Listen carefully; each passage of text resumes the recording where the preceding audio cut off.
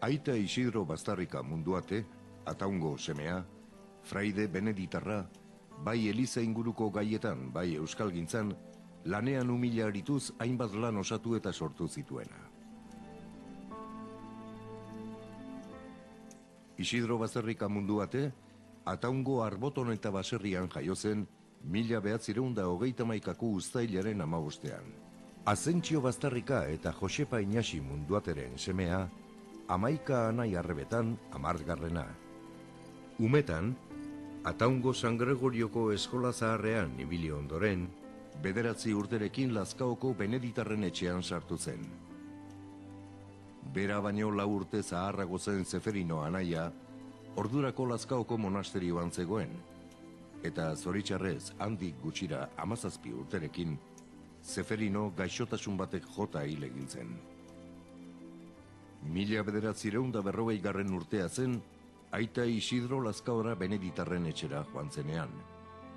Haiek beste garai batzuk ziren. Eguneroko bizitzan aurrera begirako irtenbideek ez zuten aukeratzeko ahalbide askorik ematen. Lazkaoko Santa Teresa monasterioa 17. mendean, 1640 urtean eraikitakoa da. Karmeldar moja komunitate bat hartu zuen bere baitan lehen aldiz. 1835 urtean, Espainiako gobernu liberalek Mendizabalen desamortizazioa deituriko legea abian jarri zuten. Ondorioz, etxea utzi geratu zen. Dena den, etxearen jabetzak Santillanako markesarena izaten jarraitu zuen. Eraikina 1916 urtera arte utzik egon zen, baina urte hartan bertan, Belokeko beneditarrak ezarri ziren Lazkaoko Santa Teresa monasterioan. Garai hartan, Belokeko monasterioa Frantziako gobernu errepublikarrak hartu baizuen jabetzan. 1943 urtean, Belokeko beneditar komunitatearekiko independentzia lortu zuten Lazkaoko beneditarrek. Horrela, priorato independientean bihurtuz. Lehen esan bezala, 1940 urtean, Aita Isidro Lazkaora beneditarrengana abiatzen da. 1951 aldera, Aita Isidro 20 urte zituenean, euskalgintzari loturiko pertsonaia esanguratsua den Elbira Zipitriarekin hartu emanetan hasiko da. Aita Isidro eta Elbira Zipitriaren arteko harremana aurrerago azalduko zaigu.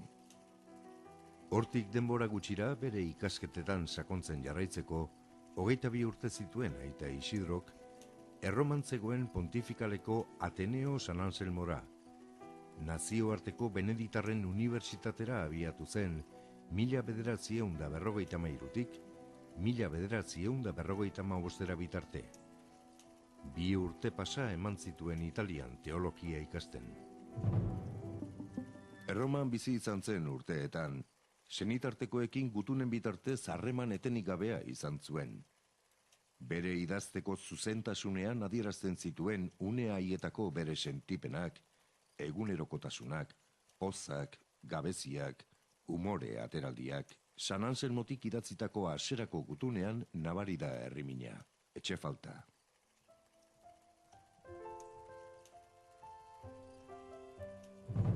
Tarte horretan, 1954ko uztailaren 30ean Loiolan apaiztu zen.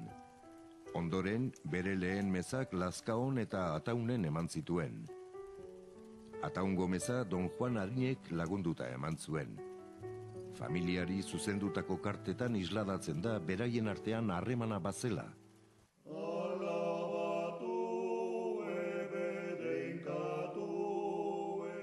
Don Juan Arinekin elkarlanak ere osatu izan zituen. Ataungo koplazarrak Don Juan Txikik jasotakoak.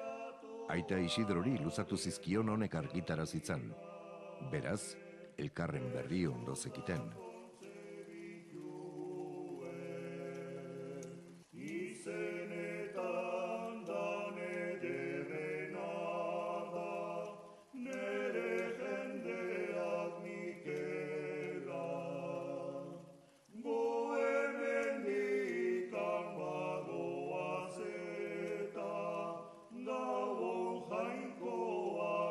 1955 urtean, lizentziatura osatu ondoren, aita Isidro Lazkaora itzultzen da. Garaian monasterioan priore zegoen aita Maurok, bigarren maestro de novizios izendatzen du aita Isidro. Lazkaoko monasterioan, teologia maisu aritzen da urte batzutan. Bere bizitzako arlo honetan ere bere jakinduria eta sormena agertu zituen. Garai hartako irakaskuntzan ikasgaiak azaltzeko orduan, metodologi berri bat erabili zuen aita Isidrok. Erroman ikasitakoaren isla da.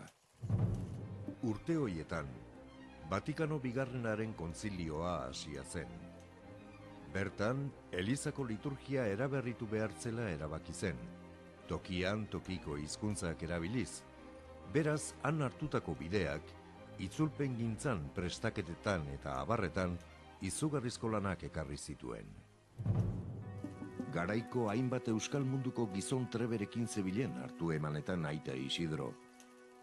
Bat aipatzearren, Nikolas Ormaetxea horixe ezaguna. Beraien arteko hitzaldi eta gutunen bitartezko komunikazio jarduna oparoa izan zen. Horixeri eginiko omenaldian, aita Isidrok artikulu bat argitaratu zuen Horixe jainko bilakari porrokatua izenburuarekin. Aita Isidro euskalgintzako hainbat alor bultzatu zaritzen zen. Bertsolaritza honen tarteko. 1959an Ordizian ospatutako Gipuzkoako bertsolari berrien txapelketan, 16 bertsolari gazte bildu ziren. Aita Isidrok epaimaia osatu zuen beste batzuren artean Manuel Lekuona eta Basarrirekin. Isidro Baztarrika gizon umoretsua, alaia eta langile jantzia zen. Horrez gain, hurbiletik ezagututakoek bere baikortasuna nabarmentzen dute. Hainbat lan ditu argitaratuak aita Isidrok. Bera fraide beneditarra izanik, elizgiroko hainbat lan osatu zituen, liturgia ingurukoak eta abar. Lantaldeak osatu zaritzen ziren, lotura sendoak mantenduz Lazkaoko, Estibalizko eta Belokeko beneditarren artean. Bere lagun Iratzeder poetarekin eta Lertxundi musikagilearekin lan polita osatu zuten salmoen inguruan. 1963 urtera arte, Lazkaon bizi izan zen. Eta urte horretan, aita Maurok horrela eskatuta, Estibalizera abiatu zen aita Isidro, bertan priore izateko izendapenarekin.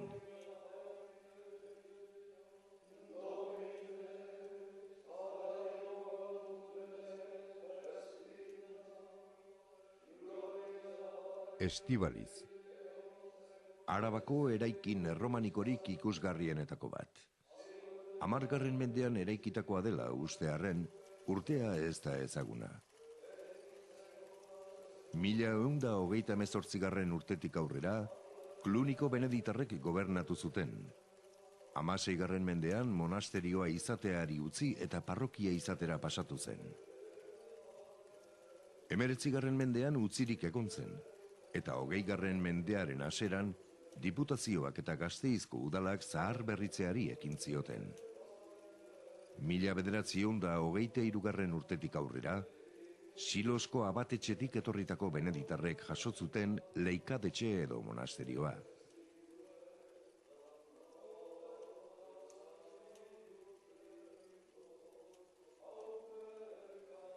Urteak pasa ala eta beraiek nahiko jende ez zirelata, Lazkaoko beneditarrei eskeni zieten bertako ardura. 1963. urtean iritsi zen Isidro Baztarrika. Aita Isidro Estibalizko priore izanik, monasterioa bera eraberritzeko lanari ekin zion. Lan handia baitzegoen. Lan hauek aurrera eramateko aita Isidrok jende askorekin izan zituen harremanak. Garbi ageri da bera ezagututakoek, oraindik gogoan eta estimo handian dutela. Araban eta Gasteiz inguruan, euskalgintzan bazegoen zeregina. Eta aita Isidro han ere aritu zen taldelanean bere laguntza eskainiz, irakasle gisa, eragile eta antolakuntza lanetan. Ziur aski, aita Isidro Gasteiz aldera abiatzea, ondo aztertutako erabakia izan zen. Aita Isidro 1975 urtean, Euskaltzain urgazle izendatu zuen Euskaltzaindiak Jan Diarze, Xabier Iratzederrek Euskaltzaindiari horrela eskatuta. Garai hauetan ere, hainbat euskaltzalerekin hartu emanak izan zituen, bai Euskal Herrian bizi zirenekin eta horrez gain, atzerrian bizi zirenekin ere. Hala nola, Jokin Zaitegi, idazle eta itzultzailearekin, Norbert Tauer, euskaltzale txekiarrarekin, eta Andima Ibinagabeitia, Elantxoben jaio eta Karakasen bizi izan eta hiltzen euskaltzale handiarekin. Beraien arteko iritzi, hausnarketa eta elkarlantrukea, emankorra izan zen euskarari lotutako hainbat arlotan. Arabako euskaltzaleekin batera hainbatekinetan zebilen Aita Isidro. Badirudi jende asko zela horren jabe. 1978 urtean, udazkenean, Arantzazun Euskaltzaindiak antolatutako jardunaldietan Euskara Batuaren inguruko bilera nagusi hartan izan zen Aita Isidro, hainbat jende ezagunekin batera. Aita Isidro Euskara Batuaren aldekoa zen. Badirudi sasoiaietan Euskararen batasunaren inguruan giroa zerbait ozpindua zegoela, zenbat buru hainbat aburu. Bilera hoietara, aurrerago Aita Isidro berak Euskaltzain proposatuko duen bere lagun Manuelekin joaten zen. Aita Isidrok berarekin zeraman euskaltzaletasuna. Euskalgintza arloa zen elizgiroko gaiez gain, bere lanen beste zutabe nagusia. Euskaraz idatzi eta hitzaldiak egiteko doai berezia erakutsi zuen. Horren adibide, Elgoibarren emandako hitzaldi baten zirriborroa. Bertan garaiko hizkuntzaren inguruko diagnosia agertzen du, gabeziak identifikatuz, aurrera pausoak azpimarratuz. Hizkuntzekin izan zuen hartu emanik. 8 hizkuntzetan defendatzeko gaitasuna jasoa zuen, baina berak esan bezala, kutxunena amak emandakoa, etxekoa, euskara. Lazkaon hasi zitzaion euskaran sakondu eta ikertuz ikasteko irrika sortzen. Elbira Zipitriak izan zuen beste batzuren artean zerikusirik Aita Isidroren euskaltzaletasunarekin. Euskaldunok asko dugu eskertzeko emakume horri. Elbirak sorturiko euskaladitza irakasteko metodologia, nork nori nork ezaguna, Lazkaoko monasterioan Elbira berak irakatsi zien hainbat beneditarrei. Ikasi ondoren, beraiek zabaltzezaten. Baita egin ere. Hoiek ziren gau eskoletako sorrera garaiak, eta irakasle hoietako bat izan zen Aita Isidro. Elbira Zipitriak hau hizkuntza izugarri lantzen zuen irakaskuntzan. Ikasia, jakintxua eta trebea zen. Ikasgaiak irakasteko bazuen doai berezi bat. Sasoiaietan, etzen nori nork metodologia horri buruzko idatzizko euskarririk. Ahoz eta apunteak jaso zaritzen ziren ikastordutan.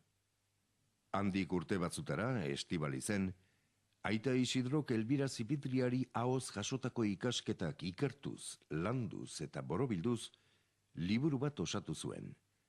Aditza, el secreto del verbo vasco.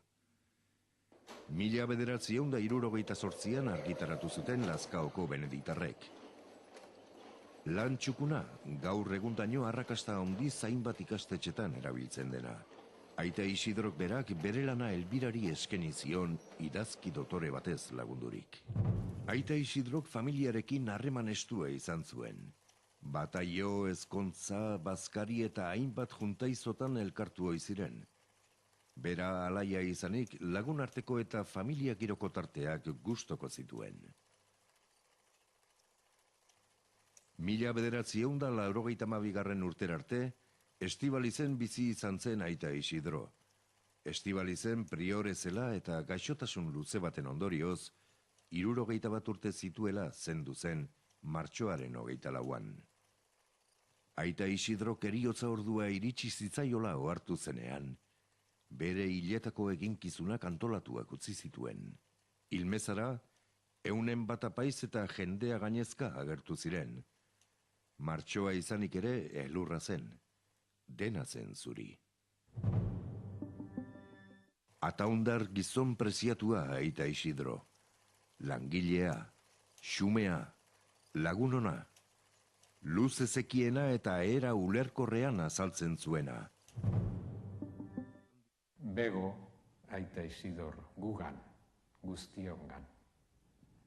Aita Isidor maitea. Esan berriz esan, ez daitezela astu, ez daitezela galdu. Elur gainean txorien karinek, utzitako arrasto zeil, ederra bezala.